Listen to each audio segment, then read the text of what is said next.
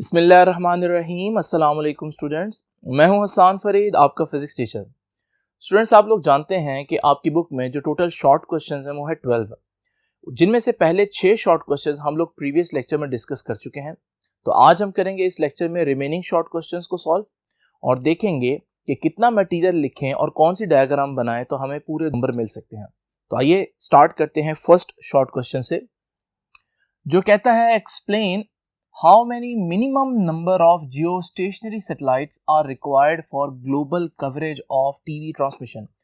सबसे पहले तो आप देखें कि जियोस्टेशनरी सैटेलाइट के बारे में मैंने आपको बताया था कि ये एक ऐसा सैटेलाइट होता है जो ज़मीन के ऊपर हमेशा एक ही पॉइंट पर रहता है। इसकी जो मोशन है वो ज़मीन की रोटेशनल मोशन के साथ सिंक्रोनाइज हुई होती है, मैच हुई होती है, जिसकी वजह से ज़मीन के रोटेट होने के बावजूद, क्योंकि ये भी उसी एंगुलर स्पीड से मूव कर रहा होता है, तो हमेशा ज़मीन के ऊपर एक ही पॉइंट पर रहता है। ऐसे सैटेलाइट बहुत अच्छे होते हैं क्योंकि जब हम लोगों ने टीवी ट्रांसमिशन जो है वो करनी हो, आप देखते हैं फुटबॉल का मैच जो है वो किसी और कंट्री में हो रहा होता है और आप उसको अपनी कंट्री में देख रहे होते हैं, तो ये सब जियो स्टेशनरी सैटेलाइट के जरिए ही जो है वो इंफॉर्मेशन शेयर हो रही होती है। अब वो कहता है कि आपने अगर पूरी दुनिया को कवर करना है तो पूरी दुनिया की कवरेज यानी ग्लोबल कवरेज के लिए कितने सैटेलाइट्स आपको मिनिमम चाहिए। तो उसके लिए सबसे पहले आपको देखना पड़ेगा कि पूरी दुनिया को कवर करने का मतलब कितने डिग्रीज कवर करना है। तो आपको मालूम है कि अर्थ एक स्फीयर है और एक स्फीयर का जो लॉन्गिट्यूड्स होते हैं वो 360 डिग्रीज होते हैं। यानी अगर आपने जियो स्टेशनरी सैटेलाइट्स की मदद से पूरी दुनिया को कवर करना है, ग्लोबल कवरेज करनी है, तो इसका मतलब आपने 360 डिग्रीज जो है वो कवर करना है। ये देखिए, हमारे पास ये एक जियो स्टेशनरी सैटेलाइट है जो मैंने आपके सामने बनाया। इस जियो स्टेशनरी सैटेलाइट को आप देख रहे हैं कि इस तक जमीन का यहां से लेकर यहां तक का एरिया विजिबल है। तो ये इतने हिस्से की तो कवरेज कर सकता है, लेकिन जमीन के इस वाले हिस्से की कवरेज ये नहीं कर सकता। तो ये तो तय हो गया कि भाई एक सैटेलाइट पूरी जमीन को कवर नहीं कर सकता। कितना कवर कर रहा है अगर आप गौर करें तो एंगल्स में हम बता सकते हैं कि ये 120 डिग्री ऑफ लॉन्गिट्यूड कवर कर रहा है। और क्योंकि जमीन के गिर्द जो है वो टोटल 360 डिग्रीज होते हैं, तो फिर आप कह सकते हैं अगर एक सैटेलाइट 120 डिग्री कर रहा है तो अगर मैं एक और सैटेलाइट ले आऊं और उसको करेक्टली पोजीशन करूं, करेक्टली पोजीशन का मतलब है कि जहां पर पहले की कवरेज खत्म हो रही है वहां से दूसरे की शुरू हो, ओवरलैप ना हो, तो फिर वो भी 120 डिग्री लॉन्गिट्यूड कवर करेगा। इसी तरह से थर्ड जो सैटेलाइट है वो भी 120 डिग्री लॉन्गिट्यूड कवर करेगा। तो यूं हमारे पास पूरी जो दुनिया है उसका हर एक एरिया जो है वो कवरेज में आ जाएगा। तो ये इसका मतलब हम कह सकते हैं कि हम minimum 3 number of geostationary satellites जो है वो हमें चाहिए अगर हम ग्लोबल कवरेज करना चाहते हैं। और यही मैंने आंसर में लिखा है। तो पहले तो आप इसका 1 लाइन आंसर देंगे कि कितने चाहिए, रीजन आप बाद में बताएंगे। तो आपने लिखा है कि भाई at least 3 geostationary satellites are required for global coverage of TV transmission. ये हम मिनिमम की बात कर रहे हैं। हम ज्यादा चाहें तो जितने मर्जी ज्यादा कर सकते हैं, लेकिन इससे कम नहीं कर सकते। अगर इससे कम करेंगे तो फिर ग्लोबल कवरेज मुमकिन नहीं है। अब रीजन क्या है जी? रीजन वही है, मैंने आपको बताया कि क्योंकि एक सैटेलाइट जो है वो maximum 120 degree of longitude cover कर सकता है और अर्थ के केस में there are 360 degrees of longitude. तो फिर पूरे 360 डिग्री लॉन्गिट्यूड को कवर करने के लिए we need 3 correctly positioned satellites. तो ये मैंने इस तरह से लिखा है कि we know that the geostationary satellites move around the earth from west to east in equatorial plane at the same rate as that of the rotation of the earth about its own axis। यानी थोड़ा सा introduction दे दिया कि geostationary satellites क्या होते हैं। ये वही इंट्रोडक्शन है जो मैंने बेसिकली आप लोगों को जब जियोस्टेशनरी सैटेलाइट्स का लेक्चर दिया था तो उसमें बताया था। और मैंने आपको ये दोनों बातें बताई थी कि एक तो वो वेस्ट से ईस्ट की तरफ मूव करते हैं और वो इक्वेटोरियल प्लेन में होते हैं, यानी इक्वेटर के ऊपर जो प्लेन है वहां पर होते हैं। और इनकी एंगुलर स्पीड वही होती है जो जमीन के घूमने की स्पीड है। अब वो आगे कहते हैं कि a single geostationary satellite covers a longitude of 120 degree. अब ये तो बात हमें पता है कि एक सैटेलाइट जो 120 डिग्री ऑफ लॉन्गिट्यूड कवर कर रहा है, so at least 3 geostationary satellites will be required to cover whole earth longitude यानी कि 360 डिग्री। तो स्टूडेंट्स, ये इसका आंसर हुआ। आप चलते हैं नेक्स्ट बोर्ड पर और देखते हैं कि जो नेक्स्ट शॉर्ट क्वेश्चन है उसको किस तरह से अटेम्प्ट करना है। तो स्टूडेंट्स देखते हैं कि इस क्वेश्चन की स्टेटमेंट क्या कहती है। कहते हैं explain the significance of moment of inertia in rotatory motion. तो जिस तरह से हम लोगों ने चैप्टर नंबर 3 में ट्रांसलेटरी मोशन पढ़ा था, यहाँ पर हम लोगों ने चैप्टर नंबर 5 में रोटेटरी मोशन पढ़ा। वो कहता है कि रोटेटरी मोशन में हम लोगों ने एक कॉन्सेप्ट पढ़ा था मोमेंट ऑफ इनर्शिया। तो वो कहता है मोमेंट ऑफ इनर्शिया का क्या रोल है रोटेटरी मोशन में। पहले इसका वन लाइन आंसर देंगे और वन लाइन आंसर ये है कि मोमेंट ऑफ इनर्शिया का रोटेटरी मोशन में वही रोल है जो मैस का ट्रांसलेटरी मोशन या लीनियर मोशन में था। तो आप लोग ये बताएंगे the moment of inertia plays the same role in rotatory motion as mass perform in translatory motion. लेकिन मास का क्या रोल था ट्रांसलेटरी मोशन में, इसको हमें पहले देखना पड़ेगा। देखिए न्यूटन का सेकंड लॉ क्या कहता है ट्रांसलेटरी मोशन के लिए। चैप्टर नंबर 3 में जो हम लोगों ने पढ़ा था न्यूटन का सेकंड लॉ, वो कहता है F is equals to ma, और इसको अगर हम रीअरेंज करें तो A is equals to F over m। आइए इस इक्वेशन को जरा समझते हैं कि ये A is equals to F over m क्या कह रहे हैं।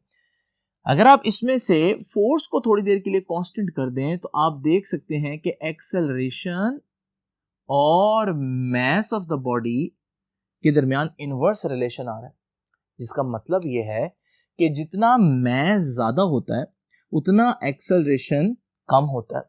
और हम लोग ये डेली लाइफ में बहुत दफा देखते हैं। तो अगर आप एक साइकिल को धक्का लगाएं तो आप देखते हैं साइकिल का मास क्योंकि कम है तो वो बहुत तेजी से एक्सेलरेट होती है।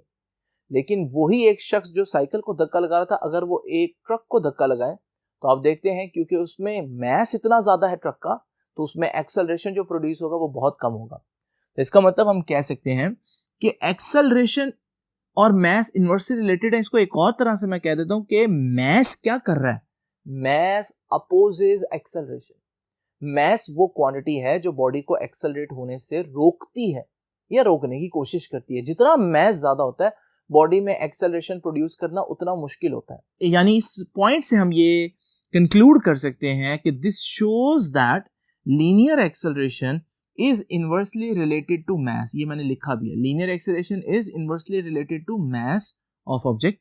इन other words mass opposes linear acceleration. इस लाइन को मैंने अंडरलाइन कर दिया ताकि आप लोगों को पता चले कि ये सबसे इंपॉर्टेंट जो है समरी मैंने की है लीनियर एक्सेलरेशन के बारे में और मास के बारे में। मास वो चीज है जो लीनियर एक्सेलरेशन को अपोज करती है, एक्सेलरेशन होने से रोकती है।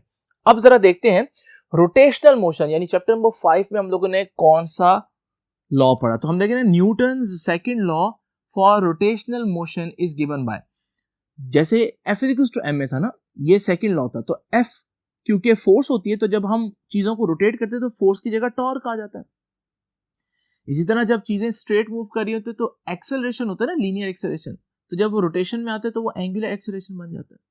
तो इसकी जगह ये आ गया, एक्सेलरेशन की जगह एंगुलर एक्सेलरेशन आ गया, तो मास की जगह ये आ गया।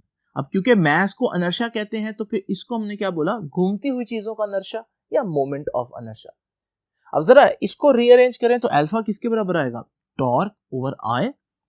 अगर टॉर्क कांस्टेंट हो तो अल्फा मोमेंट ऑफ इनर्शिया के इनवर्सली रिलेटेड होगा।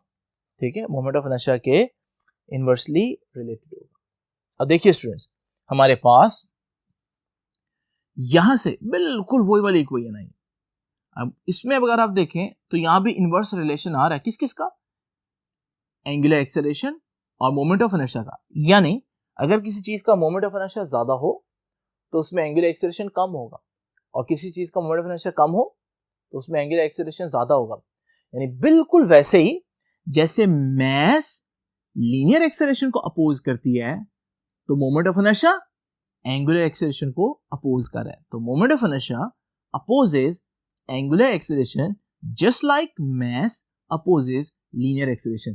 तो इसका मतलब मोमेंट ऑफ इनर्शिया का रोटेशन में वही रोल है जो मास का ट्रांसलेटरी मोशन में है। मास ट्रांसलेटरी मोशन के अंदर जो लीनियर एक्सेलरेशन होता है उसको अपोज करते हैं, और मोमेंट ऑफ इनर्शिया रोटेशन के अंदर जो एंगुलर एक्सेलरेशन होता है उसको अपोज करते हैं। तो स्टूडेंट्स अब चलते हैं नेक्स्ट बोर्ड पर और देखते हैं कि थर्ड शॉर्ट क्वेश्चन जो है उसकी स्टेटमेंट क्या कहती है। स्टूडेंट्स स्टेटमेंट पढ़ते हैं इस क्वेश्चन की। वो कहते हैं why does the coasting rotating system slows down as water drops into the beaker. Imagine करें हमारे पास एक रोटेटिंग प्लेटफॉर्म है, ठीक है, और ये डिस्क है, ये इमेजिन करें कि ये रोटेट कर रही है कांस्टेंट स्पीड से, और मैं इसके ऊपर एक अदद बीकर रख देता हूं। अब जरा देखिए, वो कहता है कि जब ये रोटेट कर रही होगी और अगर मैं इस बीकर के अंदर पानी ऐड करता रहूं साथ साथ, तो इसकी स्पीड कम होना शुरू हो जाती है। तो ऐसा क्यों होता है, पहले हम इसको वन लाइन में आंसर करेंगे और फिर हम इसकी एक्सप्लेनेशन देंगे। तो सबसे पहले देखिए कि मैंने इसका वन लाइन में क्या आंसर लिखा है कि भाई the coasting rotating system slows down when water is added to the beaker because its moment of inertia increases. क्योंकि इसका मोमेंट ऑफ इनर्शिया बढ़ जाता है, इस वजह से ऐसा होता है। तो ये वन लाइन में आंसर आ गया। अब हम देखते हैं इसकी रीजन क्या है। तो देखिए जी, सबसे पहले आप लोग जानेंगे कि भाई मोमेंट ऑफ इनर्शिया का फॉर्मूला क्या है। आप लोग जानते हैं कि the moment of inertia of a body can be given as this formula, I is equals to mr square, where I is the moment of inertia। अब जरा देखिए, यहां से आप क्लियरली ये रिलेशन निकाल सकते हैं कि I और mass का डायरेक्ट रिलेशन है। तो moment of inertia is directly proportional to mass, so if the mass of the system increases, the moment of inertia of the body also increases। अब हुआ क्या ऊपर, अगर आप देखें यहां पर जब आप लोग पानी डाल रहे हैं बीकर के अंदर, तो आप उस पूरे सिस्टम का mass बढ़ा रहे हैं, और मैस बढ़ने का मतलब क्या है, मोमेंट ऑफ इनर्शिया बढ़ना है। तो इसका मतलब बीकर का जो पूरा सिस्टम है उसका मोमेंट ऑफ इनर्शिया तो बढ़ रहा है क्योंकि मैस बढ़ रहा है। अब उससे होगा क्या, तो ये बात मैंने लिख दी है, when water is added the mass of the system increases which increases the moment of inertia of the body. क्योंकि moment of inertia is directly proportional to mass, तो मास बढ़ेगा तो मोमेंट ऑफ इनर्शिया तो बढ़ेगा ही। अब ये formula angular momentum का आप लोगों ने पढ़ा, L is equal to I omega, तो omega is equal to L over I। यहां से ओमेगा और I का जो रिलेशन है वो इनवर्स रिलेशन आ रहा है। तो ओमेगा और मोमेंट ऑफ इनर्शिया इनका इनवर्स रिलेशन है, यानी जितना मोमेंट ऑफ इनर्शिया ज्यादा होता जाएगा एंगुलर वेलोसिटी उतनी कम होती जाएगी। और इस केस में पानी ऐड होने पर क्या हो रहा था, मोमेंट ऑफ इनर्शिया ज्यादा ही तो हो रहा था। तो जब पानी ऐड करेंगे मास ज्यादा होगा, मोमेंट ऑफ इनर्शिया ज्यादा होगा, तो मोमेंट ऑफ इनर्शिया ज्यादा होने से एंगुलर स्पीड कम होगी, इस वजह से वो बॉडी रोटेट करती है, body Aahista Aahista slow down हो रही है। From above relation it can be seen that angular speed is inversely related to moment of inertia. देख रहे हैं ना, स्पीड एंगुलर स्पीड जो है वो मोमेंट ऑफ इनर्शिया के साथ इनवर्सली रिलेटेड है। That is why when water is added, जब पानी हमने ऐड किया उस बीकर के अंदर, the moment of inertia increases. ये तो हमें पता है कि मोमेंट ऑफ इनर्शिया बढ़ गया, लेकिन उससे हुआ क्या, मोमेंट ऑफ इनर्शिया बढ़ने से, इस रिलेशन के मुताबिक मोमेंट ऑफ इनर्शिया बढ़ने से एंगुलर स्पीड कम होगी, which decreases the angular speed, hence the rotating system slows down. Students चलते हैं अब नेक्स्ट शॉर्ट क्वेश्चन को देखते हैं कि उसकी स्टेटमेंट क्या कहती है।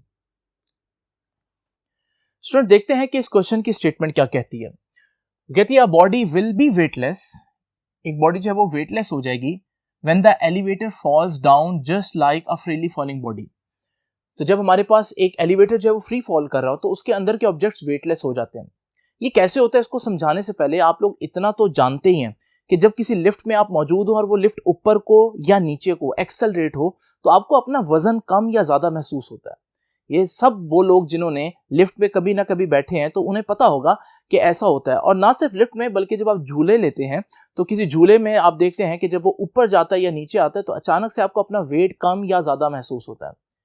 तो ये जो वेट की वेरिएशन है ना, ये तो हमें मालूम है कि जब एक एक्सेलरेटेड फ्रेम हो, कोई चीज एक्सेलरेट करी और आप उसके अंदर मौजूद हो तो आपको अपना वेट कम या ज्यादा महसूस हो सकता है।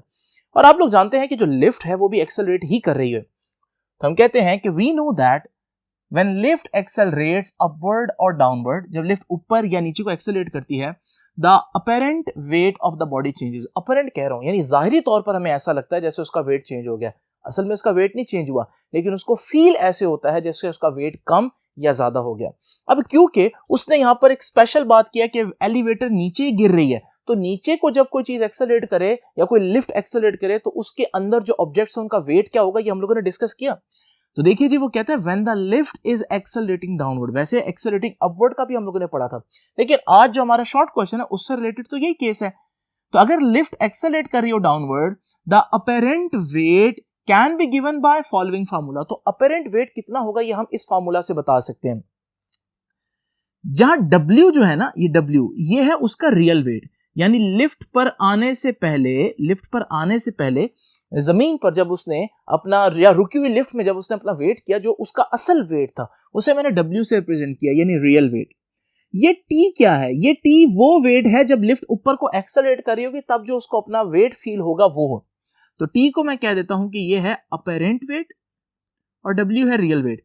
इस फार्मूला से क्लियरली पता चल रहा है कि अपेरेंट वेट रियल वेट में से कुछ माइनस होगा तब आएगा, तो जिससे क्लियरली पता चल रहा है कि अपेरेंट वेट तो कम होगा। यानी अगर एक शख्स है जिसका वेट है 100 न्यूटन और वो एक लिफ्ट के अंदर जाता है और लिफ्ट ऊपर को एक्सेलरेट कर रही है, तो उसको अपना वेट 100 न्यूटन नहीं बल्कि हो सकता है उसको अपना वेट 90 न्यूटन फील हो, यानी कि उसका जो वेट है अपेरेंटली कम हो जाएगा। अच्छा, कितना कम होगा भाई? जितना ये वैल्यू है वही तो माइनस हो रही है, तो जितनी ये वैल्यू उतनी कम होगी। इस वैल्यू के अंदर ए बहुत इंपॉर्टेंट है। ए के बारे में याद रखिएगा, व्हाट इज ए? सब जानते हैं कि ए तो एक्सेलरेशन है, लेकिन किसका एक्सेलरेशन? देखें, एक्सेलरेशन ऑफ द लिफ्ट। तो ए जो है वो लिफ्ट का एक्सेलरेशन है। अब जरा देखिए हमारे पास W क्योंकि वेट है और वेट का फॉर्मूला आप लोगों ने पढ़ा है mg, तो T is equal to mg as it is आ जाएगा और m में मैंने यहां पर लिख दिया।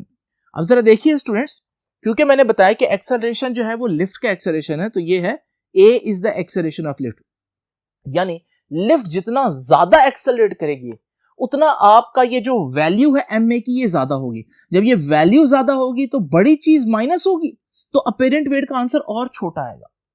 तो ऐसा ही होता है कि जब हमारे पास लिफ्ट जितना तेजी से एक्सेलरेट करे या झूला जितना तेजी से एक्सेलरेट करे, आपको अपना वेट का जो चेंज है वो उतना ज्यादा फील होता है। अब यहां पर लिफ्ट नीचे अगर आ रही है, एक्सेलरेट कर रही है, तो ये फॉर्मूला है, लेकिन उसने जो क्वेश्चन दिया उसमें नीचे आने के साथ उसने एक खास बात बोली है, उसने कहा फॉल कर रही है, यानी एक है नीचे आना, जैसे ये मार्कर भी नीचे आ रहा है, ठीक है, लेकिन अगर मैं इस मार्कर को छोड़ दूं तो फिर ये फ्री फॉल करेगा, तब जब ये नीचे आएगा इसका एक्सेलरेशन कितना होगा? G, यानी कि 9.8 ग्रेविटेशनल एक्सेलरेशन। अब वो कह रहे हैं कि लिफ्ट जो है वो नीचे को गिर रही है, तो हमारे पास जो एक्सेलरेशन है लिफ्ट का वो तो G हो जाएगा। तो इसी फॉर्मूला में मैं A की जगह G पुट करूंगा, ये mg माइनस mg, तो हमारे पास आंसर जो है वो 0 हो जाएगा, यानी अपेरेंट वेट 0 हो जाएगा। यानी उसको थोड़ी देर के लगेगा जैसे वो वेटलेस है। यही बिल्कुल होता है एस्ट्रोनॉट्स के साथ। हालांकि एस्ट्रोनॉट जमीन के ऊपर मौजूद हो तो उनका वेट होता है, लेकिन जब आप किसी सैटेलाइट के अंदर की फुटेज या क्लिप देखते हैं तो आप लोग देखते हैं कि वहां पर जो हमारे पास एस्ट्रोनॉट्स हैं वो फ्रीली फ्लोट कर रहे होते हैं, यानी ऐसा लगता है जैसे उनका वजन ही नहीं होता। वो क्यों है? क्योंकि जो सैटेलाइट है वो फ्री फॉल कर रहा है, बिल्कुल वैसे जैसे ये लिफ्ट फ्री फॉल कर रही थी, तो इसके अंदर भी अपेरेंटली 0 हो गया उसका वेट, तो वहां पर भी अपेरेंटली 0 हो जाता है।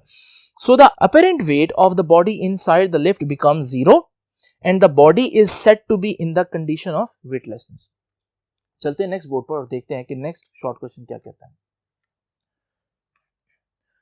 तो आइए जरा देखते हैं कि 11th शॉर्ट क्वेश्चन की स्टेटमेंट क्या है। वो कहता है when a tractor moves with uniform velocity its heavier wheel rotates slowly than its lighter wheel, why explain.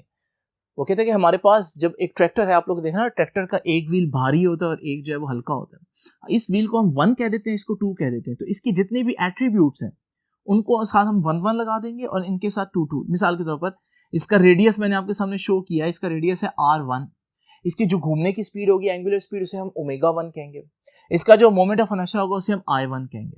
तो यही मैंने किया यहाँ पर। Let us suppose that ω1 and I1 are the angular speed and moment of inertia of front light wheel, ठीक है। तो इसका रेडियस r1 है, इसकी एंगुलर स्पीड ω1 है और इसका मोमेंट ऑफ इनर्शिया I1 है। अब जरा देखिए हमारे पास जो रेयर व्हील है, रेयर मतलब बैक व्हील जो है, उसके साथ हमने क्योंकि उसे 2 कह दिया है तो उसके साथ जितने भी एट्रीब्यूट्स हैं उनको भी हम 2 का इजाफा कर देंगे। मिसाल के तौर पर इसका जो रेडियस है, ये जो मैंने आपके सामने शो किया जो कि ज्यादा रेडियस है, तो इसे हम r2 कहेंगे। इस तरह इसकी एंगुलर स्पीड ω2 और इसका मोमेंट ऑफ इनर्शिया I2 कहेंगे। तो ये देखिए ये बात भी मैंने लिखी है।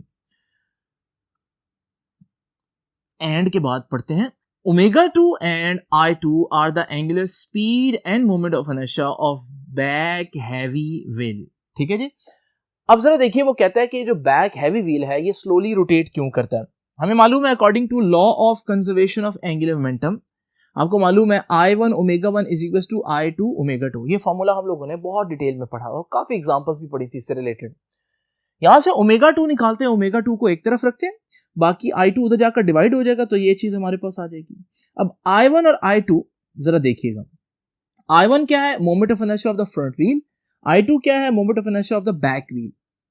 अब आप जानते हैं मोमेंट ऑफ इनर्शिया का फॉर्मूला mr² है, तो आप लोग जानते हैं कि हमारे पास जो हैवी व्हील है, ठीक है, ये पिछला, ये हैवी व्हील है, उसका मैस ज्यादा होगा, उसका मैस ज्यादा होगा तो उसका मोमेंट ऑफ इनर्शिया भी ज्यादा होगा।